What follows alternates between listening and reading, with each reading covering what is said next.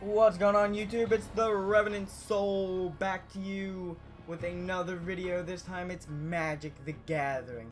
Now look, okay, if any of you follow me on Twitter or you see me commenting on Hakeem's videos, you know I am a little salty at this particular game because it deleted all of my decks, and every time I start up the game it says that there's no data on my fucking hard drive. So I have to boot up the cloud drive. Now hopefully it will not delete this fucking deck.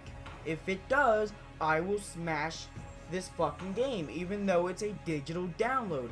I will take out my hard drive, I will figure out what part of my hard drive this game is saved to, and I will destroy it.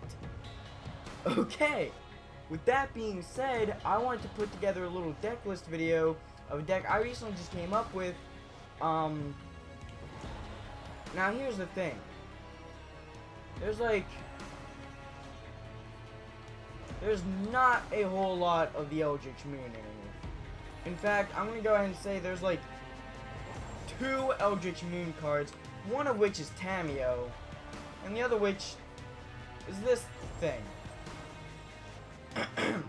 Anyway, so what you can see here, we've got a little white, blue, green investigation deck, kind of. I only decided to do this because Tameo is here. You know, she's like a good, she is the glue that puts this deck together, kind of, in a way.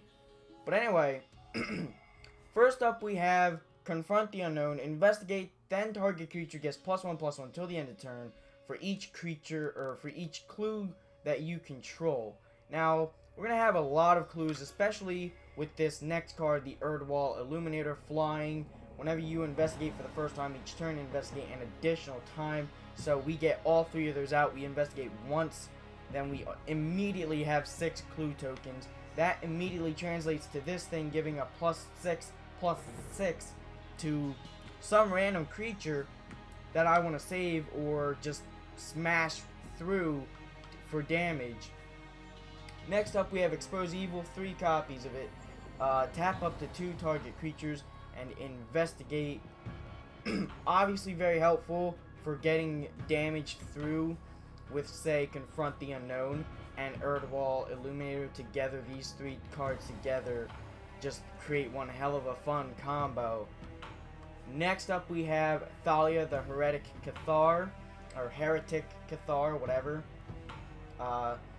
First strike, and creatures and non-basic lands your opponents control enter the battlefield tapped. So that's useful also for getting stuff like damage through and keeping things from attacking. If they have haste, I mean, of course. Now we can only have 1 Thalia on the field at a time. We have 2 in case something happens to Thalia for whatever reason. Plus, you know, she's nice because she has first strike, and when I was building this deck, I kind of noticed that my amount of non-creature spells outnumbered the amount of creature spells, and that was bad. So I decided that I need some creatures, and she looked like a perfect fit. Tireless Tracker. Whenever a land enters the battlefield under your control, investigate. Whenever you sacrifice a clue, put a 1/1 counter on Tireless Tracker. He's probably going to be our main source of damage in this deck because we're going to be having clues out the fucking wazoo, and he's just going to get massive, real quick. That's the plan, alright? Most of the time anyway. But aside from him, we also have the Byway Courier, who 3/2, decent creature for decent mana.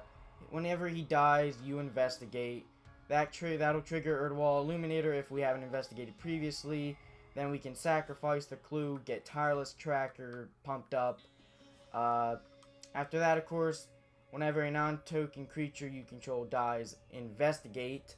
Whenever you sacrifice a clue, put a 1/1 human soldier creature token onto the battlefield. So not only say we have this out and we have lots of fucking clues, not only will Tireless Tracker get pumped up, but we will also grow our board presence with these little 1/1s who can act as chump blockers, or even go, like when we get enough of them, go through for a ton of damage. Like say we have 12 of them, our opponent has 7 blockers, we at least get 5 damage in.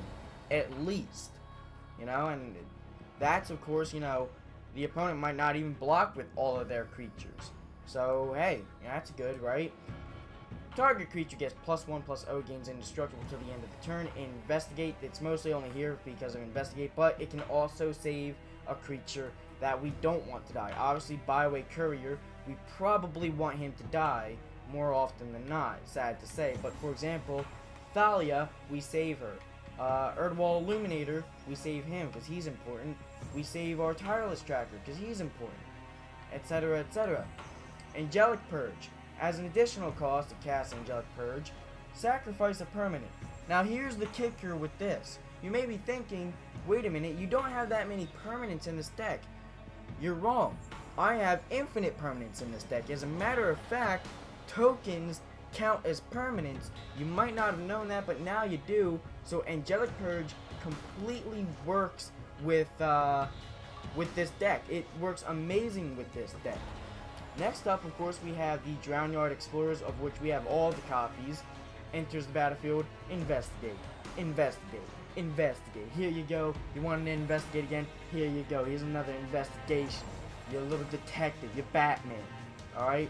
Next up, obviously, we have Tamio. For obvious reasons, she is, like I said, the staple, the glue to this deck. The whole reason I wanted to make this deck in the first place.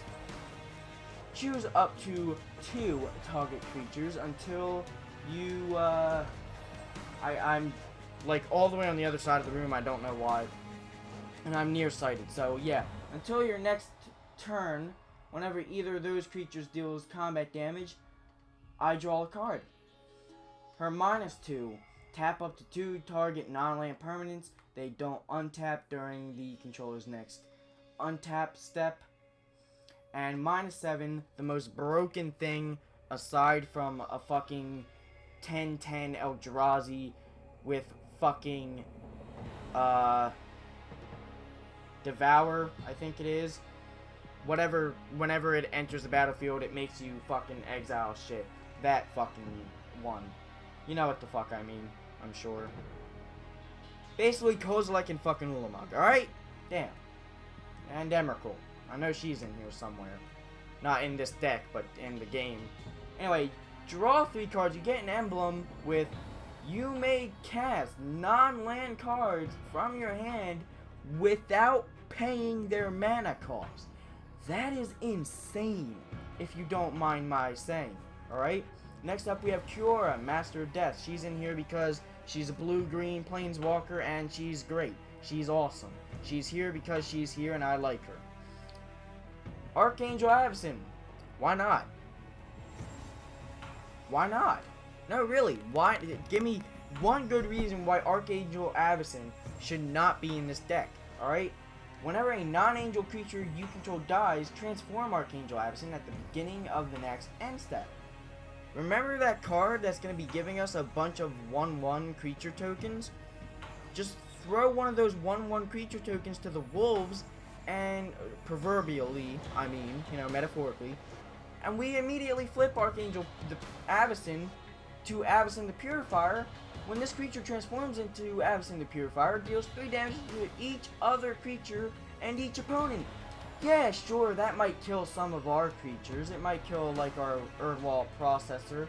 It won't kill that, that's for sure. It might kill our Byway Courier, that's fine. It might kill our Tireless Tracker, but of course, you know, we can always sacrifice some clues to save them if it comes down to it. Or even just, you know, give him indestructible. We have ways of saving our creatures, is what I'm trying to say, in case we need to from the Avacyn pop. Next, we have Outland Colossus. I needed creatures, I wanted something big, I had Outland Colossus, I figured why not. Next, we have Confirmed Suspicions, literally just here for the investigation, but not only do you get to investigate? You get to investigate 3 times, and you can counter a target spell. Yeah, it's a high mana cost, but I'm counting 4 things that does, technically. And it's not bad, you know, especially because it's a rare. Next up we have Jace. He's here because he'll allow us to hopefully get the cards that we need when we need them. Scry 1, draw 1, okay? -2, return target creature to its owner's hand. -8, you get an emblem with whenever an opponent casts his or first spell each turn. Counter it. Hello? You want to cast Crush of Tentacles without casting another spell first? Goodbye. You want to cast, I forget the card name, but it allows you to take an extra turn. Guess what? Not happening. Alright? You know? All 3 of our Planeswalkers in this deck have really fucking amazing abilities, and that's why they're in here. Otherwise, they probably wouldn't be, other than Tameo. But anyway, other than them, we have our land count, and we have, let's see, what, 10 double lands, and then 14 basic lands. 6 plus 5, that's 11, plus 3 is 14. I'm bad at math, so I actually did have to count that out. 2, 4, 6, 8, who do we appreciate? Revenant Soul, and then we have our 10. So, needs a forest or a plain, needs a forest or an island. I don't believe, yeah, needs 2 basic lands. Needs 2 basic lands, and then this thing, it's just, it could be a creature if I really want it to be, okay? We have plenty of basic lands. We don't need islands as much as we need forests or plains, so that's okay. That's why there's only 3 islands in the deck right now. So that's excusable. Of course, we do have some double blue stuff like Jace and Confirmed Suspicions, but that's okay because that's why we have the double lands. I thought this through, people. Don't question me. I mean, go ahead and question me because that's what I think Aristotle wanted us to do. He wants us to question everything to further our intelligence. But don't question me. Alright? You want to take this and you want to build your own investigation deck, you want to make it even better than mine, then by all means go ahead. But until then, I would definitely be looking forward to some gameplay of this. Shout out to Hakeem, even though I only have like 31 subscribers and he has over 3,000. That's 100 times more than me. Thanks for making me feel better about my YouTube career. No, but seriously, shout out to Hakeem because he's the only reason I'm doing this deck list video is because he made a Brewing with Hakeem video and I liked his video a lot, so I decided to kind of do my own. And I just had the inspiration to make this deck, which is amazing considering how salty I still am after the game deleted my decks and is forcing me to go to the cloud storage every time because for some reason my hard drive, which only has 47 some percent or less used, I can't, for some reason it just won't save my fucking data to the hard drive. Whatever, that's cool, fine, I get it, you know, you don't like me, whatever, it's alright, because I made an awesome deck, I'm proud of it, and I hope you guys enjoyed this video. I will see you all in the next episode. Peace the fuck